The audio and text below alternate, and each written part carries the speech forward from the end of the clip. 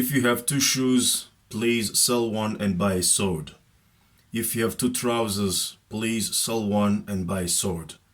Because now it is time for revolution. And this revolution is no longer on streets.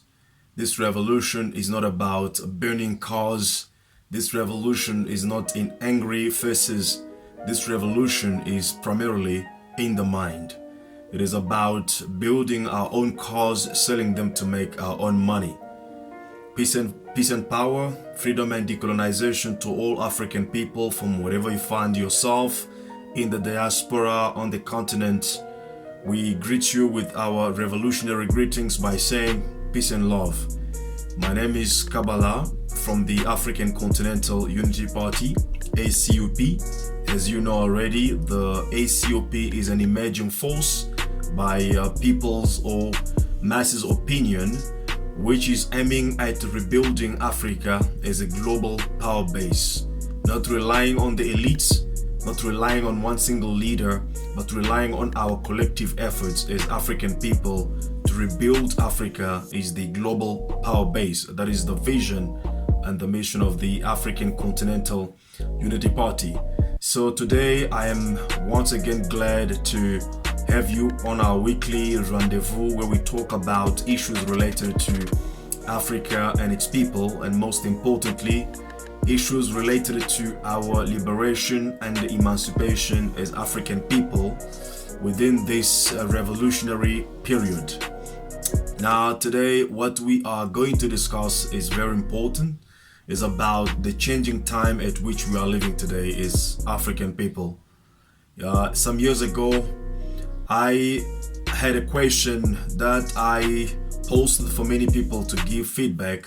The question was like, if you wake up tomorrow morning and all your freedom, all your rights have been taken away from you. So you wake up in the morning, you see on the television or you listen to the radio, they announce that you're no longer having any rights. Whatever you possess is no longer yours, belongs now to, to the state, let's put it that way, or to a particular entity. What will be your reaction? And they announced that slavery is now brought back. All of us, we are slaves. What will be your reaction? So I ran with this question through many people, and mostly the reactions were like, I'm gonna fight. I'm gonna fight for my freedom. I will claim my rights. That's gonna happen. It's gonna be revolution. I had those kind of answers from the majority of the people who participated on that survey, if I can call it that way. So literally people want to see a situation happening in that way so that they can begin to protest, or they can begin to react and to do what they can do to protect what is their rights, and that is how the mindset of people works at this moment. Simply because in the past it happened that people's freedom was taken away in that manner, in a manner where invasion takes place, military forces comes in and then destroy people's rights and eventually reduce people into slavery. So in our psychology, we are still expecting a situation to happen in that level or in that manner, so that we can maybe begin to react, so that we can begin to fight back to reclaim our rights. However, what we don't realize today is our freedom, our rights have been taken away bit by bit, or I should say are being taken away from us bit by bit in a more sophisticated and covert way that we don't understand. You see, so whatever we expect to happen so that we can begin to react may not happen. The only thing that we are realizing is that we are being now prevented to do certain things. certain rights, certain privileges, or certain, I should say, responsibilities have been or are being taken away from us bit by bit. We see all these things in different ways, through the education of our children, through the structure of our family, through the gender and sex confusions. All these things tell you something, that you are being reconditioned bit by bit without a brutal force that were used in the past to get people conditioned in one way or another. And this is what we don't realize at this moment. So in nutshell, what I'm trying to say is that is actually a question. Have we really gotten rid of kingdoms and kings and queens that were dictating our lives in the ancient world? Are we totally free today?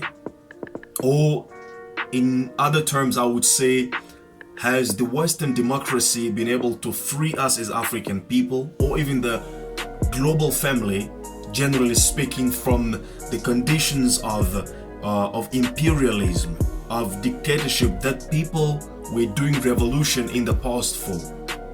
So these are important questions. So the answer that I have for all of us regarding these questions is we have gotten rid of ancient kingdoms just to get them replaced with new kingdoms of the modern society. And this is being done in a most covert way so that our mind cannot pick up quickly the change that is taking place in our lives and begin to act accordingly to preserve our rights and to preserve our dignity, our freedom as a human beings in the world, or most importantly as African people, to reclaim our freedom and our emancipation. Now, let me take you through, just brush a little bit an aspect of kingdoms in the past and trace a comparison with what is happening today, so that you can be able to understand exactly what we are talking about. You see, in the past, we had kingdoms like the United Kingdom of Great Britain, French Kingdom, all these imperialist forces that have existed in the past that were eventually the forces of colonialism in Africa. One of the important aspects of kingdom is the fact that it has to extend its kingdom or its rules or its authority over other people, and eventually gain more territories, gain more people, and spread its influences over other people. That's what the British were doing, that's what the French were doing, and that's what even the Americans have been doing as well, if we have to put them in the same category, and indeed they deserve to be all in the same category. So that's eventually that expansion, that authority, that dictatorship led to what is known in the world as revolution, French Revolution, Russian Revolution, all those revolutions that took place in the past, so that a so-called democratic system can then be created and can then allow everybody to essentially have a say in all the decisions that have an effect in their lives. So that's where we are asking, is this democratic system being able to serve the world from the tyranny of the kingdoms in the past? You see, we also in Africa, during the time of independence, we fought against imperialism and colonialism, which was still a kind of exercise of kingdoms in Africa, whereby a tiny countries in Europe like France can control a large population in Africa. We resisted that. We ended colonialism. We eventually brought what is called today independent Africa. So the question is, has this been really meaningful in our lives as we're speaking right now as African people? And the question even is this what we have, or the current situation we are living today, is it what we intended to create as African people? As I said from the beginning, the answer is very simple. We just have replaced the faces of oppression on our lives to get new phases of oppression, over our lives as a people of the world, and most particularly as African people. Because as I said, you had kingdoms, you had Britain, you had France, you had all these colonialist powers that were controlling Africa and its resources, that were expanding their authority and their rules over the rest of the people in the world. And we got rid of them. So who have we put in charge, to replace them? Did we put our own people? Did we put ourselves in charge? Since democracy is the rule of the people, by the people, and for the people? No, we didn't do that. We have replaced them with other form of kings, other form of rulers. You see, in the past, we had something like the kingdom of Great Britain. We got rid of that, and what we have today, for example, is the kingdom of McDonald's, for example, or the kingdom of KFC, right? We have today the kingdom of Amazon. We have kingdoms of, kingdom of all these multinational corporations that have domination on our lives today. You just have to go on Google Map to check McDonald's in the world. Check the location of McDonald's, for example, in the world. You see that it has conquered the whole world. It has extended itself and conquered the whole world as a form of institution. And the most tyrannical element of this change that has taken place in the world is the fact that in the past you had a country as a kingdom that was controlling or extending itself in other countries to control other countries and their resources. Now, by removing that aspect of countries or kingdom, we have now a new kingdoms that now are not in a form of country, but they are now in a form of private corporations controlled by individuals. So instead of you having the whole United Kingdom in control of a lot of colonies around the world, you have now, for example, Jeff Bezos, right? Who is now the owner of Amazon, who controls all this multilateral, corporation in the world, and all the people, all the areas that this company has influence on. He by himself has control over that. You have now the owner of McDonald's who has now control, over the African population or the world's population according to how fast the McDonald's is expanding itself in the world.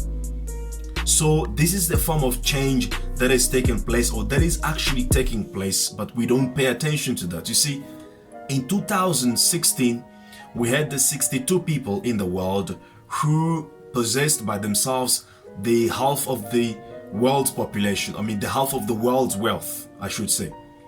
They by themselves, when you bring their wealth together, was equivalent to the half of the world's, the bottom world's population.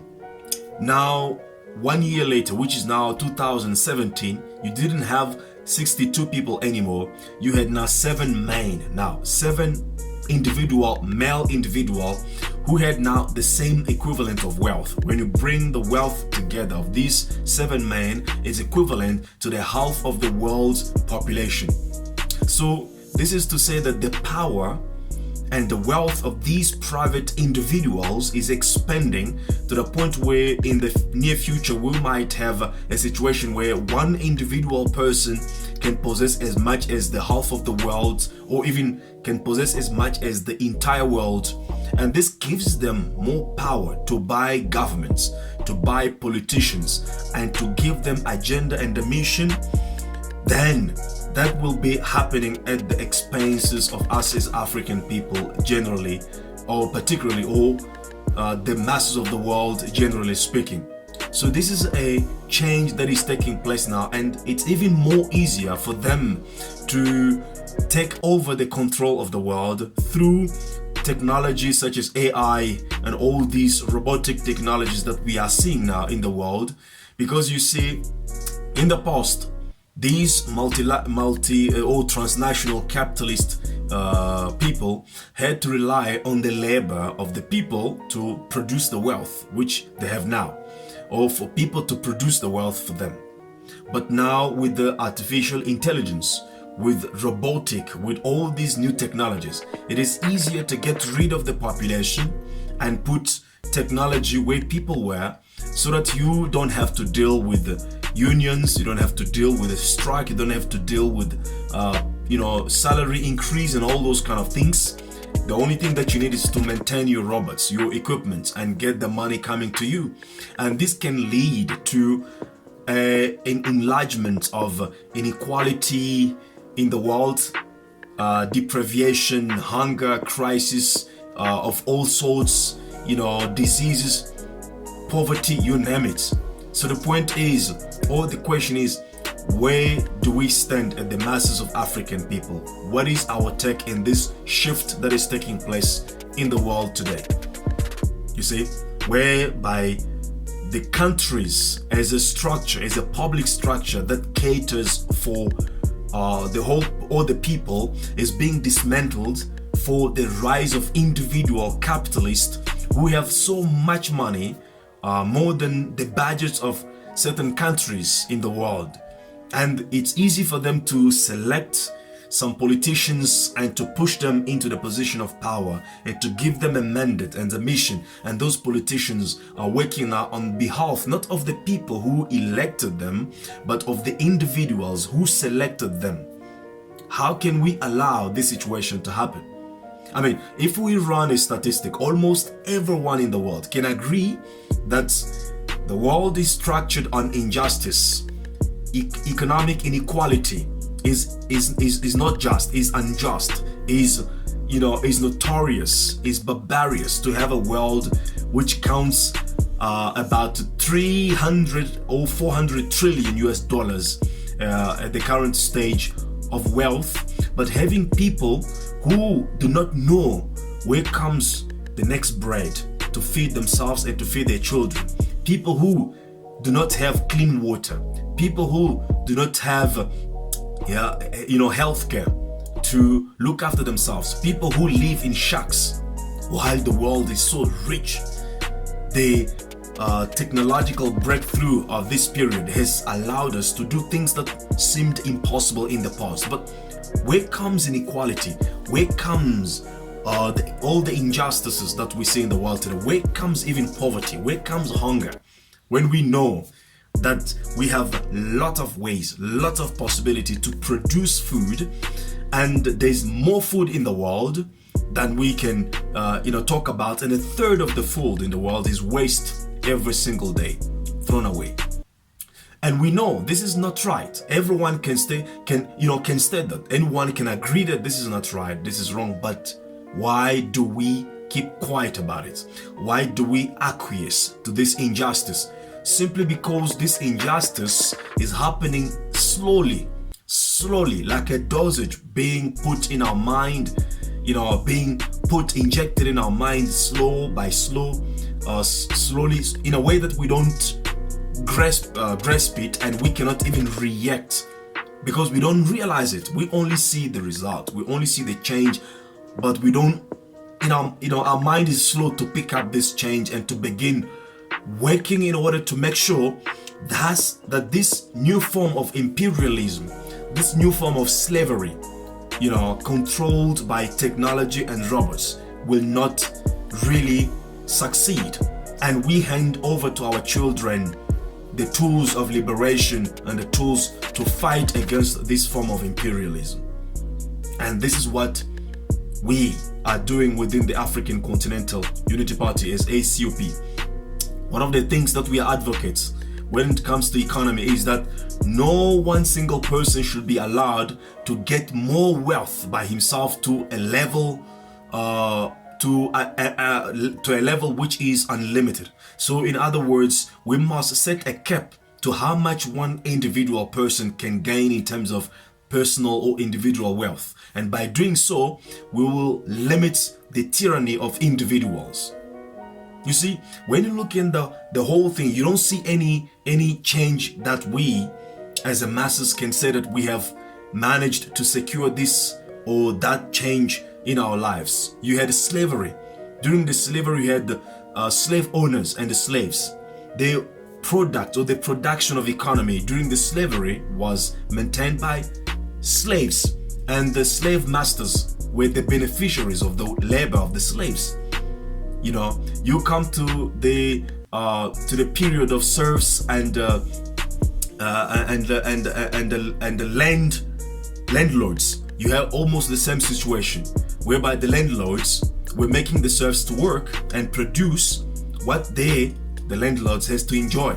And you are coming now in the period of capitalism, whereby the states are no longer really in charge of the management of the people's affairs. Is now individuals, corporates, managed by individuals who now have almost taken charge, of our lives, are dictating our lives, are dictating the education of our children, and so on and so forth and so on. So the point is, we as the masses of the world generally, and the African masses, we still have the possibility to regain the control of the situation, because our political institutions have not yet completely lost all the power and all the leverage. They are still relevant at this point. So what we need to do as African masses is to organize ourselves and to gain access into these political systems and get rid of all the corrupt, all the puppet leaders, and put in those institutions the leaders that have come from us, the leaders who have been given the mandate by us and the mission by us. You see, one of the things that is really detrimental to us as African people is because we only go after every 4 or 5 years to elect the people who have been funded, people who have been sponsored by the capitalist, and we expect those people to work for us and to change things for us. No, it doesn't happen like that, because the hand that pays is the hand that commands. So if we want politics in Africa to respond to our need, we should be the ones who select politicians among us. We should be the ones who sponsor the politicians among us, who give them the money, who funds them, and who send them into our political institutions with a specific mandates. And we need to be able to set up a system whereby if they misbehave, we eject them automatically and quickly without having to wait for another 5 years to come. So we cannot say that we are poor. The problem is the mentality is poor. But we got the money, we got all the means to sponsor, to select and sponsor our own politicians. You see, and this is the form of organization that we need to come up with in order to change things for ourselves. Because when you see in Africa today, when it comes to politics, in the mind of average African people, they go or they participate in those events so that they can give them money, so that they can give them some food, so that they can give them some t-shirts. And that is the only thing that defines lots of people who participate into politics in Africa. When we bring ACUP in any particular country, already people are expecting to be given money. So if I am going to work for you in the public offices, but I am the one who must pay you to buy you t-shirts, to buy you food, to give you money so that you can elect me, I don't owe you anything. And that's the reason why our politicians behave the way they are behaving. So we need to make them accountable only if we are the ones who are in charge, to put our resources together to fund the campaign, put our resources together to select some among us and push them in the leadership position. And the only people that we need to push in those positions should be Pan-Africanist, because we won't stop to repeat this one. This season is a season of Pan-Africanism. We need to make sure before we reach the middle of this century, we have Pan-Africanists into power in Africa. We have Pan-Africanists in Ghana, Nigeria, Zimbabwe, Congo, Burkina Faso, South Africa.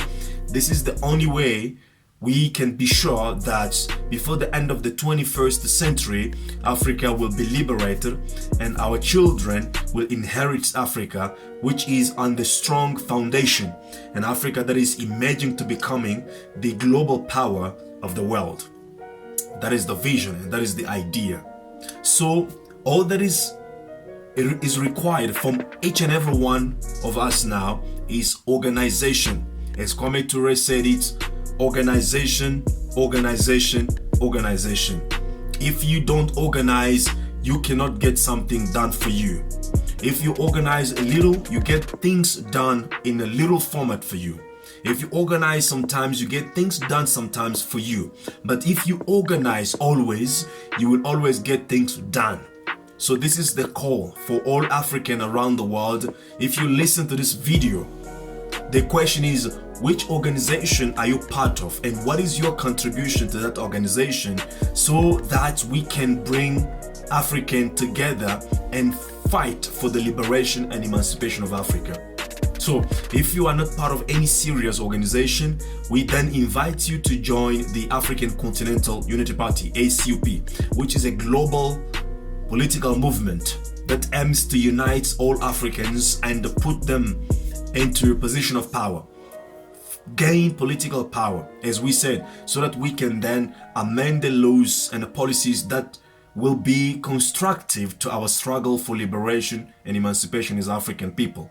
So you must understand that the world is changing in front of our eyes, but it's sometimes difficult to realize this. So we need to wake up. We need to wake up to this change before it's too late. You see, we haven't really got rid of the kings and the rulers as we may think. We have just replaced them with the new tyrannical leaders, such as Amazon, McDonald's, as I've said. Just check on Google, you see how these people have occupied the world. So the question is, what do we do as the masses of the world? Because soon it will be difficult for you to eat organic meat, right? Because this will be the privilege or the domain of the elites. You see, because once you gain all the money in the world, you can buy the country, you can buy the ocean, you can buy the land, you can buy almost everything. So that for you to have access to those things, you must pay them, these new rulers. And it is just another form of slavery. So the world belongs to all of us. Africa belongs to all Africans, abroad or at home.